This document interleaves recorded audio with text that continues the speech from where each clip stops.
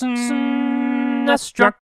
Hey, thanks to Brent from my Patreon page for the request, delving into the Game Boy Color catalog for this one, titled Survival Kids, or Stranded Kids in Europe. So you start up the game, you pick a boy or a girl character, and just like that, you're on a ship. It capsizes, and you wash ashore onto a deserted island. And, now what? Yeah, that's right, this is one of those what the hell do I do kind of games, but this is one of the best possible examples of an open-ended non-linear game done right. Survival Kids keeps it very simple. I mean, it's right there in the title, you gotta survive, and maybe even find your way off the island. You do that by monitoring your fatigue, hunger, and thirst levels, as well as your regular health meter. So yeah, you're wandering around aimlessly before you find your backpack buried under a sand dune, which of course contains lots of helpful stuff, like a knife which you use to cut down grass, among other things, a radio, and some matches. You explore the island a bit more, and you find a few more new useful things here and there, and the game does a nice job helping you along without being overbearing. You do eventually explore caves and dungeons and such, but you can't be reckless. You gotta plan ahead with plenty of food and plenty of water in your canteen, and you also have to be careful about what you eat or you could poison yourself. Pretty simple stuff, but it's done well. Handling your thirst meter is pretty straightforward, obviously, but you can approach food a couple different ways. You can go after wild animals, everything from rabbits to foxes to bears. You can collect stuff like clams, be careful though because they go bad after only one day. Or you can get creative and do stuff like smoke out a beehive and take all the honey. That leads me to one unexpected aspect here, the ability to combine items to create things, like putting together tree bark and a stick to create kindling and start a fire, which of course you'll need both to see at night and to cook food. Of course you do get rewarded for surviving, besides like, being alive. You discover all sorts of odd stuff on the island, and spoiler alert,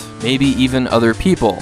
There's 8 different endings here, and not all of them are pleasant. I mean, that's pretty out there for a simple Game Boy Color game. I don't know, maybe this all sounds boring to you, but I really had a lot of fun with this game. It has the same kind of vibe as the original Harvest Moon for Game Boy, the same top-down perspective, and a similar open-ended structure that allows the player to control the pace. You know how Harvest Moon eventually led to stuff like Stardew Valley? Survival Kids feels like the precursor to indie survival games like Don't Starve. You can draw the same kind of connection between the two. Survival Kids isn't perfect though, there's some odd quirks that are no doubt the result of the Game Boy's limitations, like the fact that time only passes while you're moving, and night seemingly shows up out of nowhere, so getting a feel for the day-night cycle can be tricky. Survival Kids also received a direct sequel, but sadly it was only released in Japan. The series continued on several years later, however, under the name Lost in Blue for Nintendo DS, including Lost in Blue Shipwrecked for the Nintendo Wii in 2008. I haven't played any of these games since I was just introduced to the series like just the other day, but if they're anything like Survival Kids, then they must be at least pretty decent.